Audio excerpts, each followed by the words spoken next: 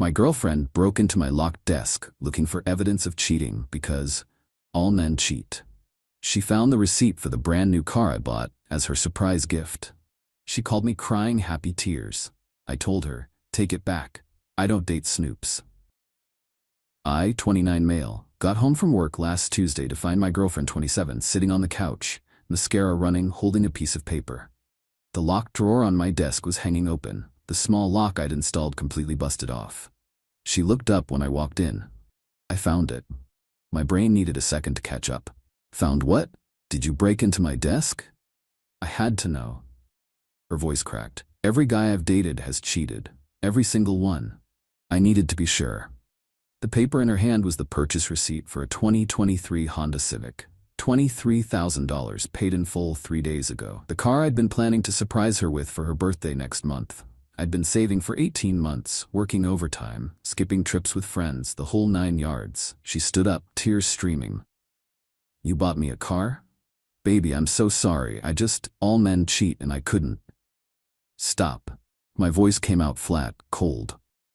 You broke into my locked desk. I know, but I was so scared You invaded my privacy because you decided I was guilty before I did anything. But you weren't. You were buying me a car. She was smiling now like this was somehow okay. This is the sweetest thing anyone's ever done for me. I took the receipt from her hand. Where's the key to my desk? I broke the lock with a screwdriver. But baby, it doesn't matter now because... Get out. Her smile vanished. What? Pack your stuff. Leave. We're done. You're joking. I just explained why You violated my trust, broke my property, assumed I was a cheater with zero evidence. That's not love. That's paranoia and disrespect. But the car. You bought me a car. I was going to. Past tense. Now I'm returning it, or keeping it for myself. Haven't decided yet. She started ugly crying. The heaving, snotty kind. Please, I made a mistake. I'll pay for the lock. I'll go to therapy. I have trust issues from my exes. Your exes didn't break into locked furniture. You did. That's on you, not them. You can't be serious right now. I'm dead serious. You've got until I finish making dinner to be gone.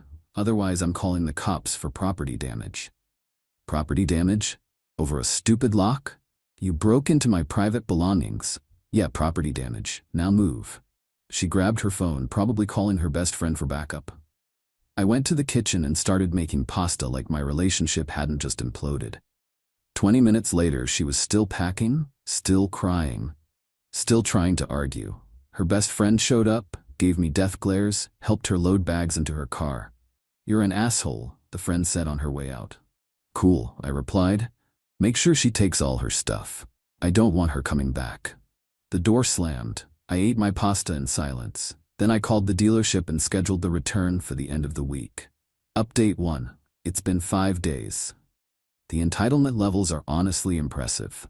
Day 1 after the breakup, she texted me about 30-something times. Started with apologies, moved to justifications, ended with anger. I said I was sorry. You're throwing away 2 years over one mistake. My therapist says I have abandonment issues. Fine.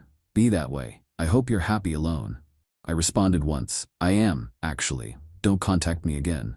She called from her best friend's phone an hour later. I declined. Then her mom called. Her mom. A woman I'd met exactly twice.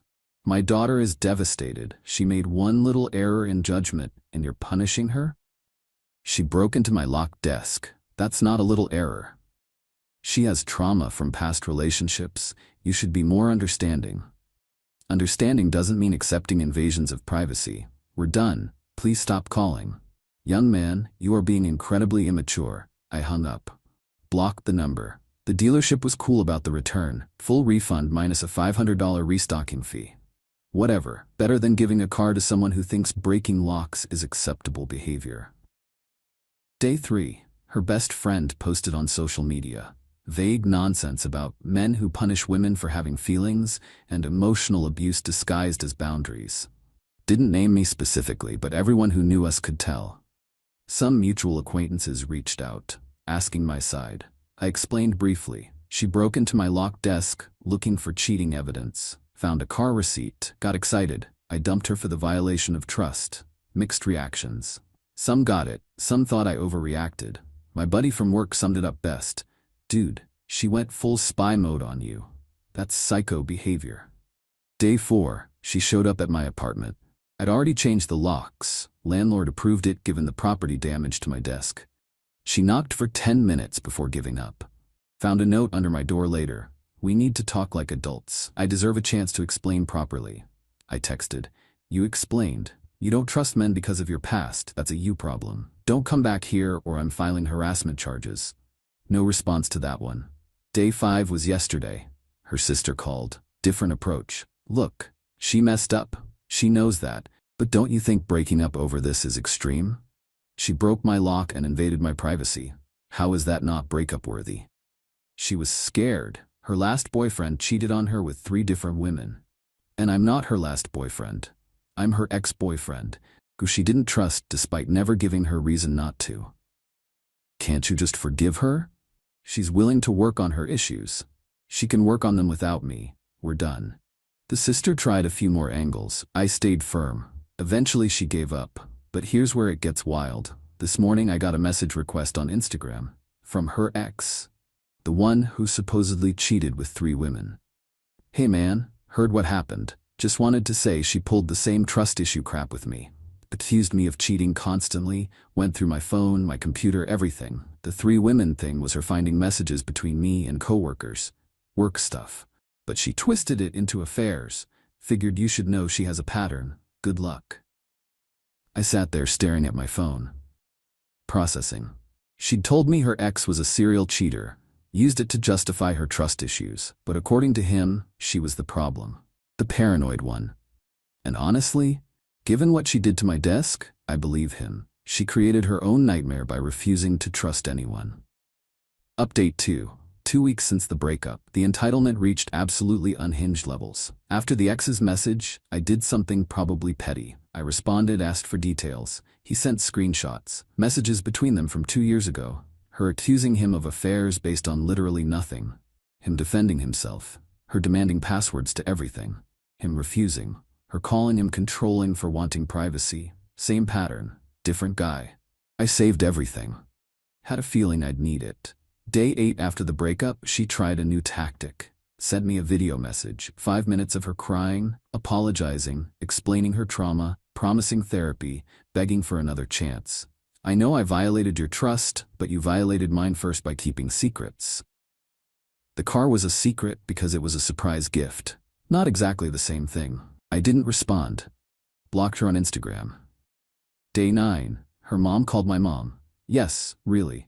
Complained that I was being cruel and heartless, that her daughter was suffering. My mom, bless her, shut it down.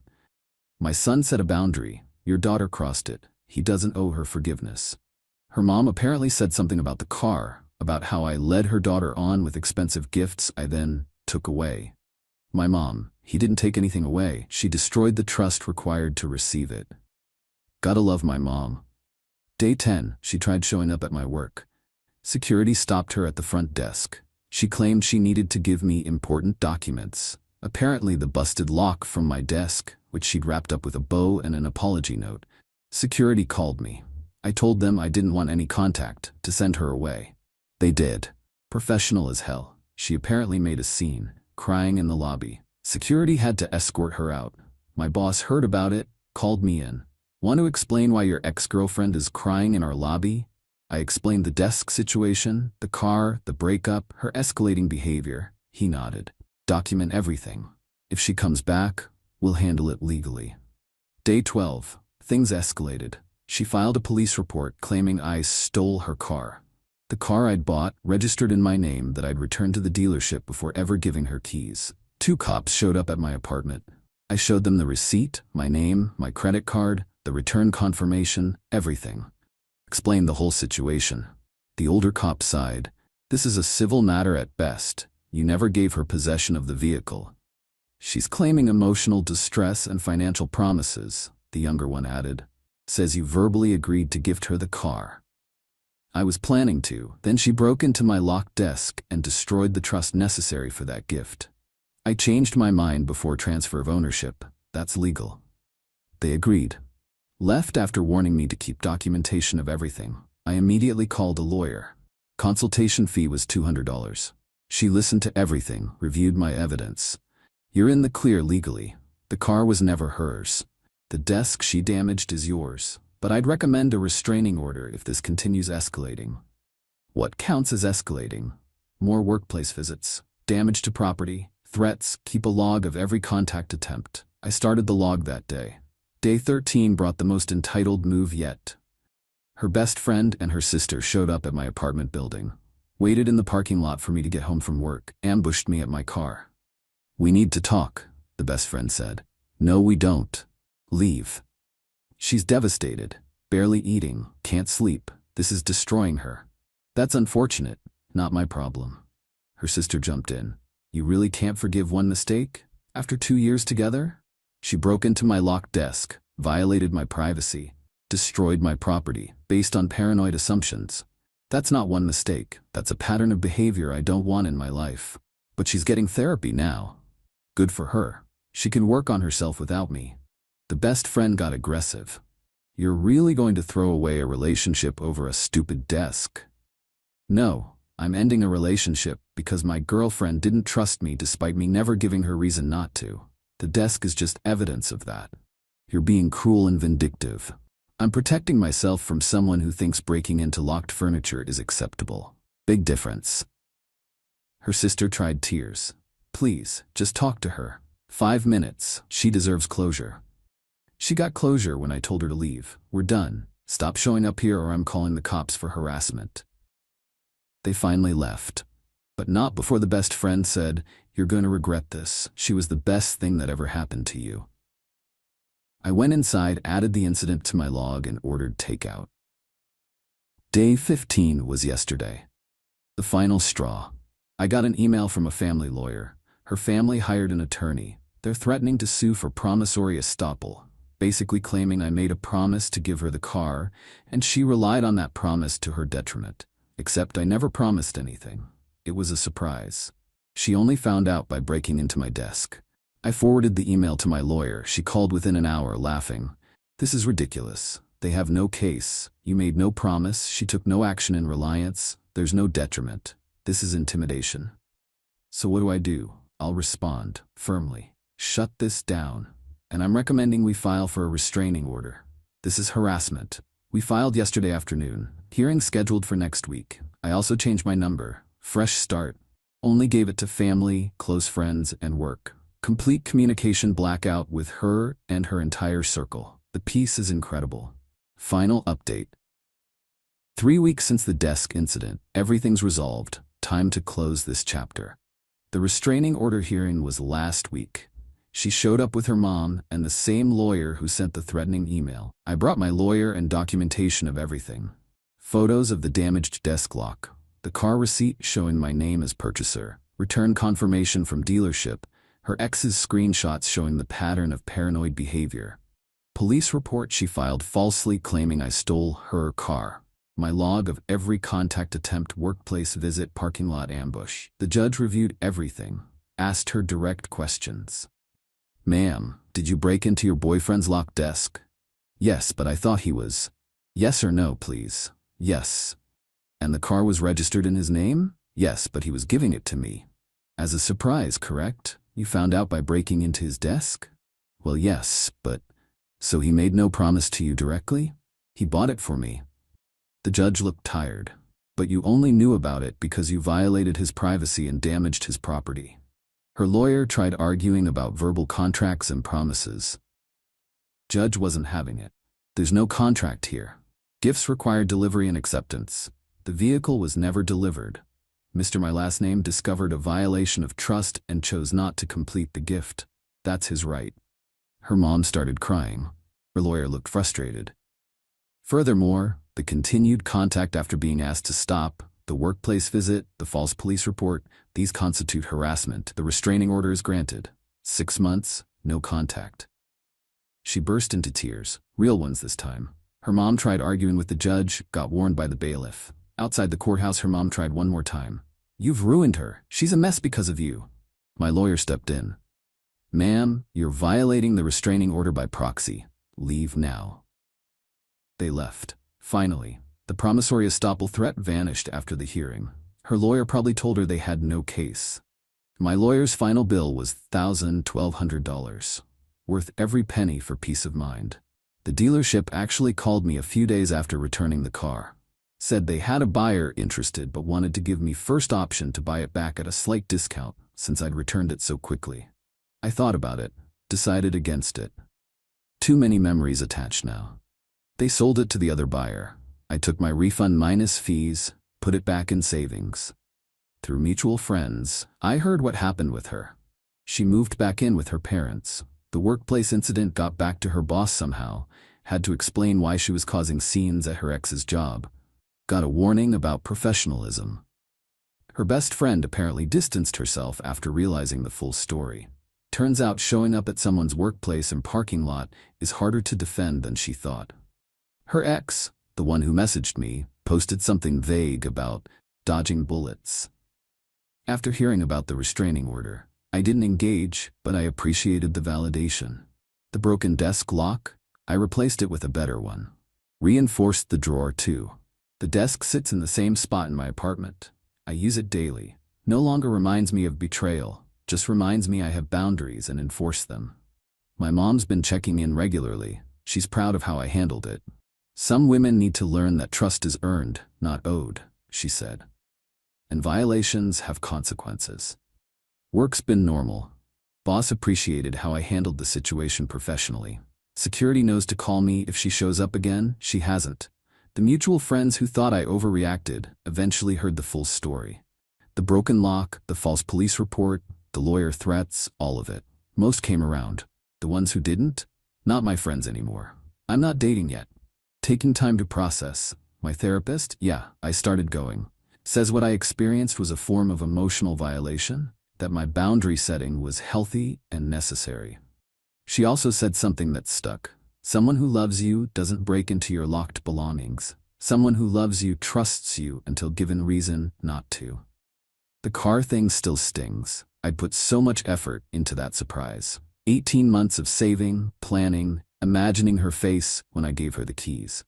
But I'm glad I found out who she really was before that moment. Before marriage, before kids, before legally binding our lives together. She showed me she didn't trust me. Showed me she'd rather violate my privacy than communicate. Showed me she'd make me pay for her ex's mistakes. That's not love. That's insecurity weaponized. The restraining order expires in 5.5 months. I doubt she'll try anything after that. But if she does, I'll handle it the same way I handled everything else, with clear boundaries and zero tolerance for disrespect. Someone asked me yesterday if I regretted being harsh with her. If maybe I should have given her another chance. I thought about it. Really thought about it. Then I looked at my desk, at the reinforced lock I installed, at the peace I feel knowing my space is respected. No regrets. She made a choice when she broke that lock. I made a choice when I told her to leave. She thought finding the car receipt would fix everything, that the gift would override the violation. But here's the thing about trust. Once it's broken, no gift is expensive enough to repair it. The car was worth $23,000. My peace of mind? Priceless. Time to move forward. Alone, yeah. But with my boundaries intact and my dignity preserved. And honestly, that's worth more than any relationship built on paranoia and broken locks.